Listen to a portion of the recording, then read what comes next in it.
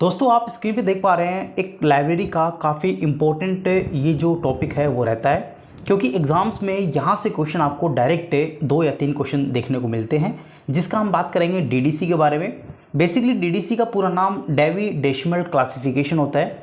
इसके अंदर इसकी जितनी भी इम्पोर्टेंट फैक्ट्स हैं वो हम आज के इस वीडियोज़ में कंप्लीट करेंगे। तो आप स्क्रीन पे देख पा रहे हैं डीडीसी के बारे में थोड़ी चर्चा करें तो इसमें आप देख सकते हो विश्व की सबसे प्राचीन ये प्रणाली मानी जाती है और काफ़ी पुरानी जो है वर्गीकरण पद्धति भी इसको कहते हैं।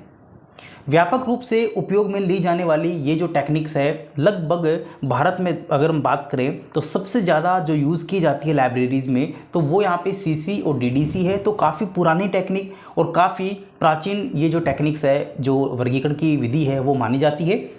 23वें संस्करण यानी कि प्रेजेंट में इसके 23 संस्करण जो है वो यहाँ पे पब्लिश किए गए हैं।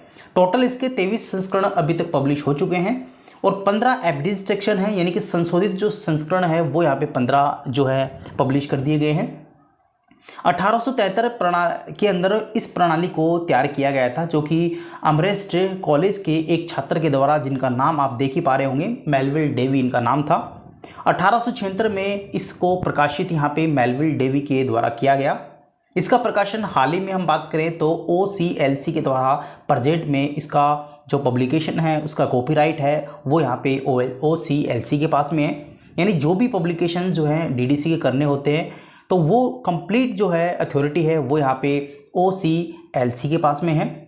भारत में डीडीसी प्रयोग 1915 से स्टार्ट कर दिया गया था, जो कि आशा डिकिंसन के द्वारा सबसे पहले भारत के पंजाब यूनिवर्सिटीज़ के अंदर इसका शुभारंभ किया गया था। तो आप देख सकते हैं भारत के अंदर डीडीसी का जो प्रचलन है वो यहाँ पे 1915 में आशा डिकिंसन के द्वारा यहाँ पे पंजाब यूनिवर्सिटीज़ में किया गया था। मेलविल डेवी को बेसिकली आधुनिक वर्गीकरण के पुस्तकालय के पिता भी कहा जाता है। काफ़ी आपने सुना होगा आधुनिक वर्गीकरण के पिता किसको कहते हैं या फिर पुस्तकालय के आधुनिक के पिता किसे को कहते हैं, तो मेलविल डेवी को कहते हैं। नेक्स्ट हम बात करते हैं अगले। आप देख पा रहे हैं ये हमारे पास में जो है वो इसके संस्करण हैं, पब्लिकेशंस हैं, जो कि 1 से लेके 23 तक अपन बात करेंगे। पहले संस्करण की बात करें 1876 में ये पब्लिश किया गया था मेलविल डेवी के द्वारा, जिसमें 1000 कॉपीज़ को पब्लिश किया गया और ये पब्लिकेशन जो है इसका वो मेलविल डेवी के द्वारा समय इसको पब्लिश किया गया था। दूसरे हम बात करें 1885 में मेलविल डेवी और WS विश्कोय के द्वारा यहाँ पे पब्लिश किया गया, जो कि इसमें फॉर्म डिवीजन्स स्टार्ट किए गए। एडिशन 2 से लेके 14 तक यहाँ पे जो है वो यहाँ पे फॉर्म डिवीजन स्टार्ट किए गए, यूज़ किए गए। इसका पब्लिकेशन भी मेलविल डेवी के द्वारा ही यहाँ पे किया गया। तीसरा पब्लिकेशन की बात करें जो कि 1888 में, ये भी सेम मेलविल डेवी WS विश्कोय के द्वारा पब्लिश किया गया, जो कि मेलविल डेवी के द्वारा ही इसका पब्लिकेशन हो रहा था। तो इस प्रकार से आप देख सकते हो ये सभी पब्लिकेशन है। जो इंपॉर्टेंट पब्लिकेशन है उसकी अपन बात करेंगे। चौथे पब्लिकेशन की बात करें जो कि 1891 में में शेम्योर के द्वारा यहाँ पर पब्लिश किया गया। यहाँ पे डीडीसी में सबसे ज़्यादा अगर पब्लिकेशन किसी ने पब्लिश किए हैं तो वो यहाँ पे में शेम्योर के द्वारा यहाँ पे किए गए हैं, जो कि टोटल डीडीसी के 7 एडिशंस को जो है पब्लिश किया गया है। उसके बाद में हम बात करें इसके एब्रिज यानी कि संशोधन जो इसके पब्लिकेशन है वो 1894 में स्टार्ट हुए थे, जो कि आप यहाँ पे देख पा रहे हैं, जो कि इसका पब्लिकेशन भी मेलविल डेवी के द्वारा किया गया था। उसके बाद में 15वें संस्करण की हम बात करें जो कि 1951 में किया गया था। ये मिल्टन जे फार्ग्यूसन के द्वारा यहाँ पे किया गया था। उसके बाद में 15वें संस्करण को वापस से रिवाइज यहाँ पे पब्लिश किया गया, जो कि 1952 में किया। और ये अब की बार इसका पब्लिकेशन गॉडफ्राई डेवी के द्वारा, जो कि यहाँ पे मेलविल डेवी के जो है बेटे थे, इनके द्वारा ये पब्लिश किया गया था। उसके बाद में हम बात करें एक ही पब्लिकेशन हम बात करें 20वां पब्लिकेशन 1989 में पब्लिश किया गया जेपी कैमोरिन की प्रेजेंस में। और इससे पब्लिकेशन से CD-ROM यहाँ पे शुरू किया गया और साथ यहाँ पे इलेक्ट्रॉनिक्स जो हमारे पास में इलेक्ट्रॉनिक्स के रूप में इसको पब्लिश किया गया। उसके बाद में 21वें संस्करण की बात करें जो कि 1996 में मिस JS मिटसेल के द्वारा यहाँ पे पब्लिश किया गया। इस पब्लिकेशन में CD-ROM और DWF यानी कि आप देख सकते हो कि डेवी फॉर विंडो यहाँ पे पब्लिश किया गया। इसके अंदर 22वां पब्लिकेशन 2003 में पब्लिश किया गया। ये भी सेम यहाँ पे मिस JS मिटसेल के द्वारा यहाँ पे पब्लिश किया गया OCLC के द्वारा। 23वें संस्करण की बात करें 2011 में पब्लिश किया गया OCLC के द्वारा और इसका भी यहाँ पे मिस JS मिटसेल के द्वारा ही यहाँ पे इसके एडिटर है। आगे हम बात करें डीडीसी के एब्रीज सेक्शन, जो कि टोटल अभी तक यहाँ पे 15 जो है पब्लिश कर दिए गए हैं। एब्रीज का मतलब होता है संशोधित पब्लिकेशन। इसमें 1 से लेके हम बात करें 15 तक आप स्क्रीन पे देख पा रहे हैं। मेलविल डेवी के जो मेन जो संशोधन है उसके 5वें जो संशोधन की हम बात करें, जो कि 1894 में पब्लिश किया गया था, तो वो 5वां संस्करण इसका पहला संस्करण यहाँ पे माना जाता है, जो कि आप स्क्रीन पे देख ही पा रहे हैं। यहाँ पे इनके ऑथर, इनके एडिटर याद करने की आवश्यकता नहीं है, कुछ ऊपर के 3 और नीचे के 3 आप याद कर लीजिएगा, आपका काम हो जाएगा, क्योंकि ऐसे पूरे डेटास को आप याद नहीं कर सकते। फर्स्ट एडिशन से 1876 में पब्लिश किया गया। बेसिकली फर्स्ट एडिशन जो है वो सबसे पहले भूमिका के 12 सब्जेक्ट इसमें थे, अनुसूची की क्लासेस 12 थी, अनुक्रमण का 18 थी, स्पष्टीकरण इसमें 2 थे। इस प्रकार से 44 से पेज में इसको पब्लिश किया गया था मेलविल डेवी के द्वारा, जो कि एडिटर और पब्लिशर का दोनों काम किया था। इसमें वॉल्यूम यहाँ पे 1 था, लेकिन यहाँ पे जो टेबल है वो यहाँ पे यूज़ नहीं की गई थी, लेकिन इसका जो टाइटल है, इसका जो शीर्षक है वो यहाँ पे a classification and subject index for the cataloguing and arranging the books and pamphlets of a library, ये इसका जो है शीर्षक था पहले एडिशंस का, जो कि 1876 में मेलविल डेवी के द्वारा टोटल 44 पेज में पब्लिश किया गया था। दूसरे पब्लिकेशन की बात करें 9 साल बाद में, यानी कि 1885 में दोबारा मेलविल डेवी और WS विस्कोयर के द्वारा पब्लिश किया गया, एडिट किया गया। इसके पब्लिशर मेलविल डेवी स्वयं थे, जिसका इन्होंने यहाँ पे एक खंड में इसको पब्लिश किया और एक ही टेबल इसमें रखी गई। साथ ही इसमें टोटल 214 पेज थे। इस पब्लिकेशन से बात करें, जो कि आगामी 2 से लेकर 14 पब्लिकेशन के बीच में फॉर्म डिविजन्स का यहाँ पे यूज़ किया गया। डीडीसी के 2 से लेकर 14 तक यहाँ पे जो है इसका यूज़ किया गया था। उसके बाद में decimal classification and relative index के नाम से इस पब्लिकेशंस को जो है मेलविल डेवी के द्वारा पब्लिश किया गया था 1885 में। तीसरे संस्करण की बात करें 1888 में, जो कि यहाँ पे आप देख पा रहे हैं, इसके एडिटर जो है वो मेलविल डेवी WS विस्कोयर है। इनका पब्लिकेशन मेलविल डेवी के द्वारा, इसमें वॉल्यूम 1 था और टेबल 1 थी, टोटल पेज इसमें 416 थे। तो अब हम बात करते हैं कुछ इंपॉर्टेंट की, जो कि सबसे पहले बात करते हैं 5वें एडिशंस की। 5वां एडिशंस बेसिकली हम बात करें तो 1894 में पब्लिश किया गया था, जो कि इसके एडिटर जो थे वो ई मे शेम्योर थे। इसमें हम बात करें तो डीडीसी के टोटल 7 संस्करण, 7 एडिशंस को इन्हीं के द्वारा पब्लिश किए गए थे। इनका पब्लिशर जो है वो मेलविल डेवी है। इसमें वॉल्यूम की बात करें, खंड की बात करें, एक खंड यहाँ पे यूज़ किया गया। टेबल की संख्या 1 है, टोटल पेज इसमें 467 है।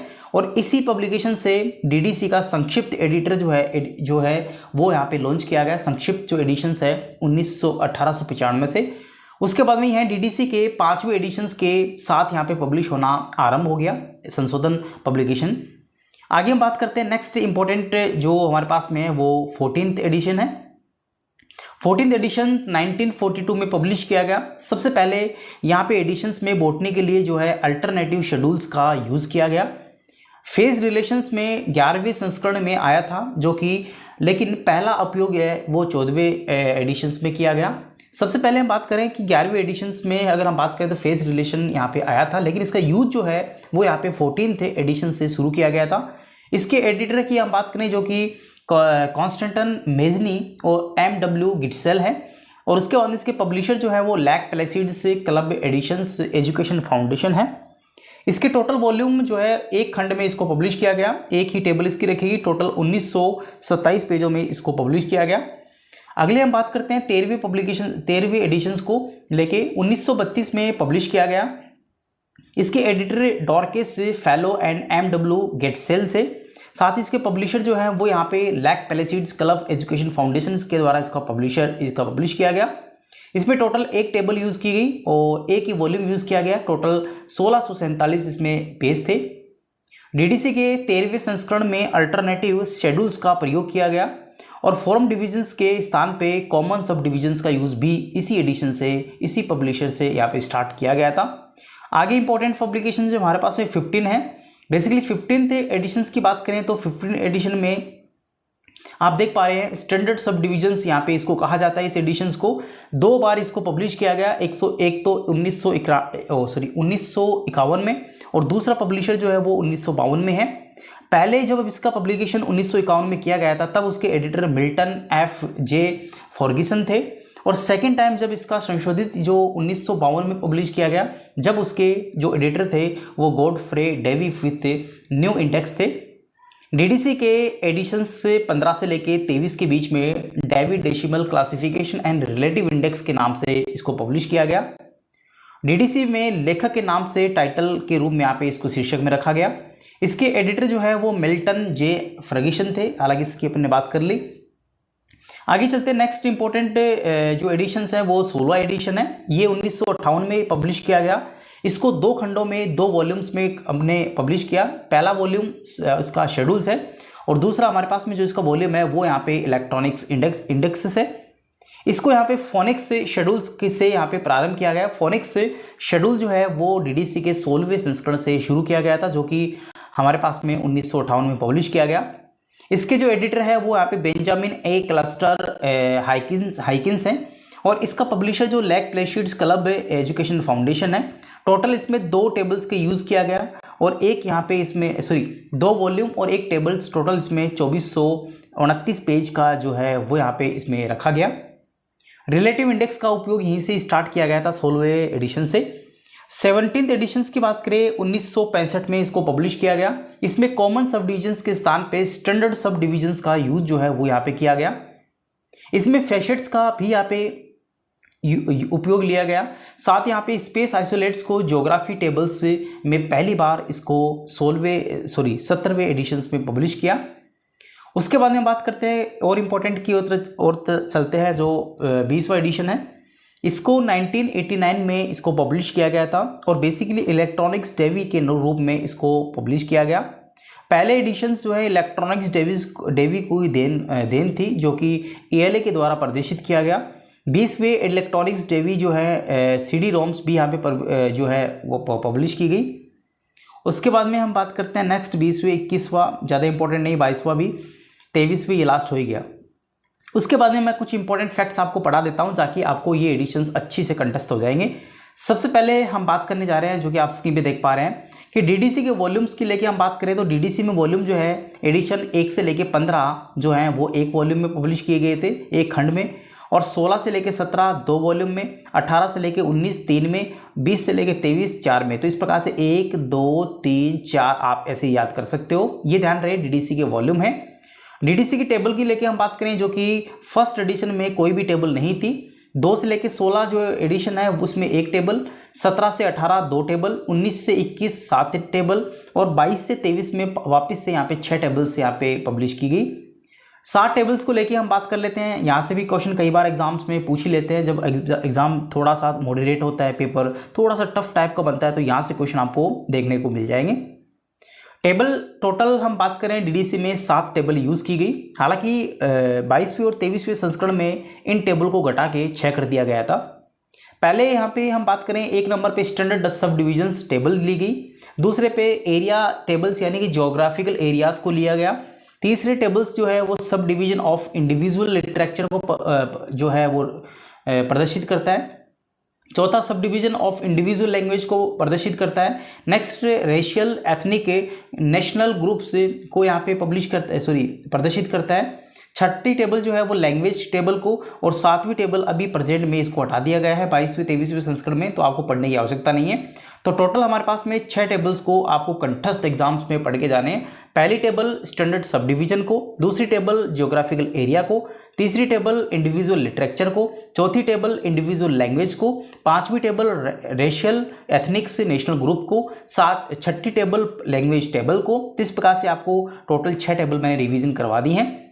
23वें एडिशंस में 4 वॉल्यूम्स में इसको प्रदर्शित किया गया था। पहले वॉल्यूम में इसमें जो रखे गए थे वो इंट्रोडक्शन, ग्लॉसरी, मैनुअल्स, टेबल, शब्दावली, ये इसमें रखे गए थे।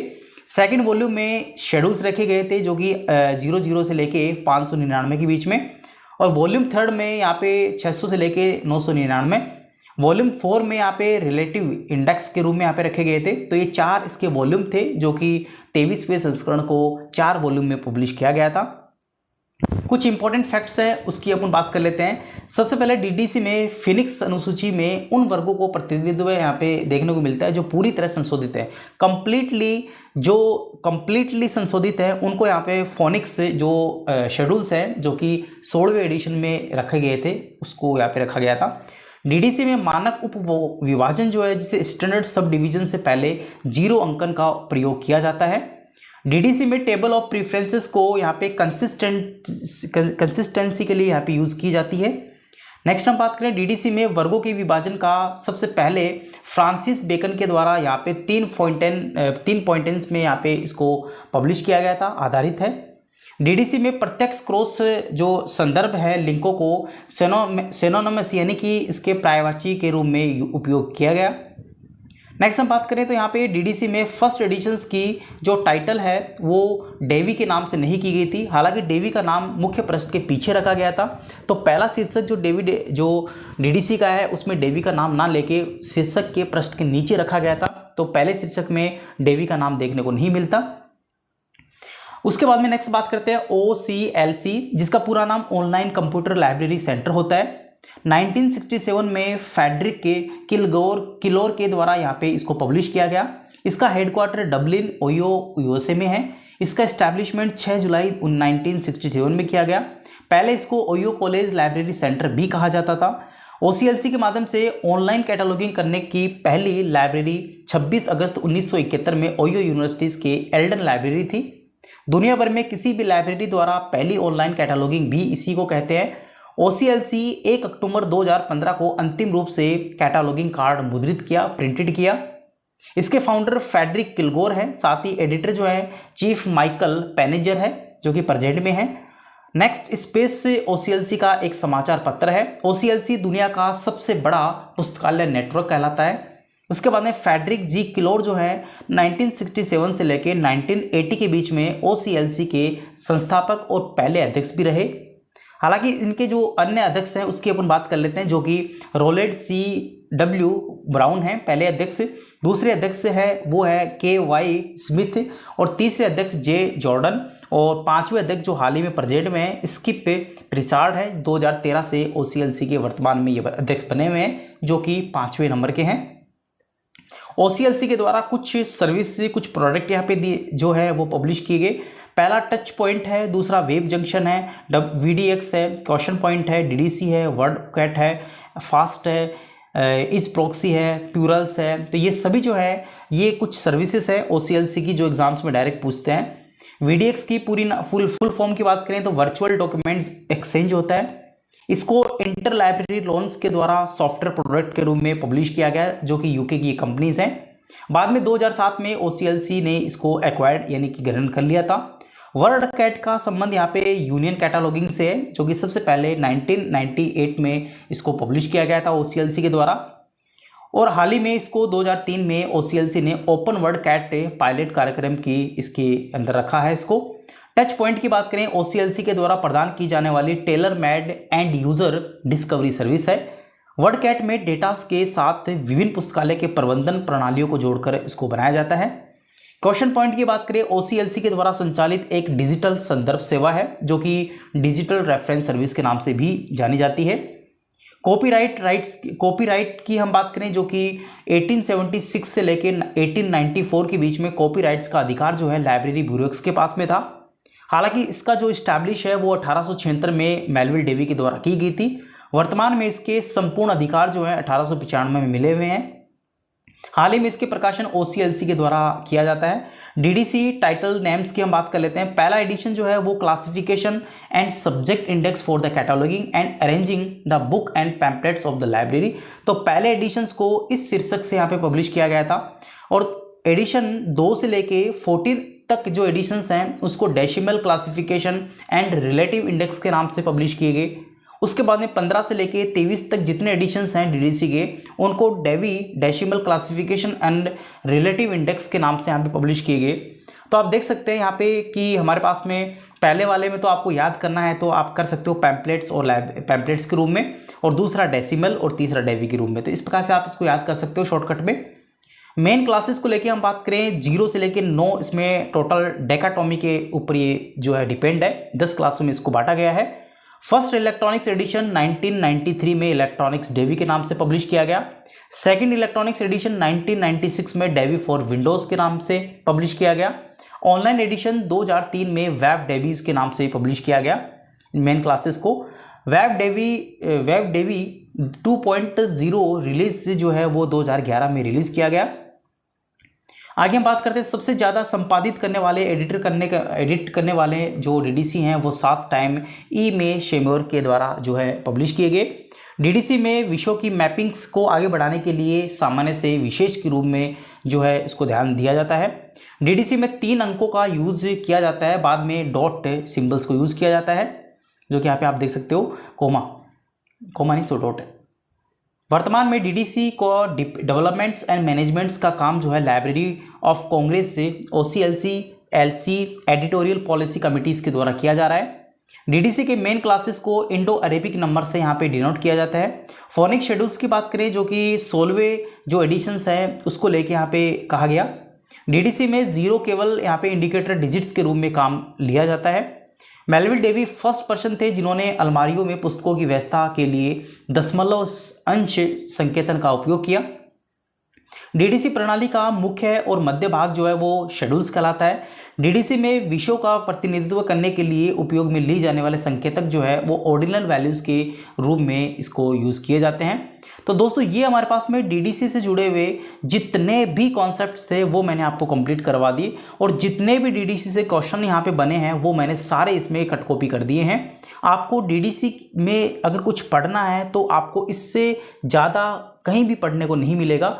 हो सकता है बड़ी बड़ी बुक्स में आपको काफ़ी स्टेटमेंट्स के अकॉर्डिंग आपको मिल जाए, लेकिन अगर आप अच्छी से उसको पढ़ेंगे तो यही चीज़ जो है आपको शॉर्ट एंड स्वीट्स में आपको चाहिए होती है, क्योंकि आपको एग्ज़ाम्स पास करना है, पीएचडी नहीं करनी। तो आपको जितना मैटर चाहिए, जितना अच्छा मैटर हो सकता है वो मैंने आपको इस प्लेटफॉर्म के माध्यम से आपको शॉर्ट नोट्स के माध्यम से मैं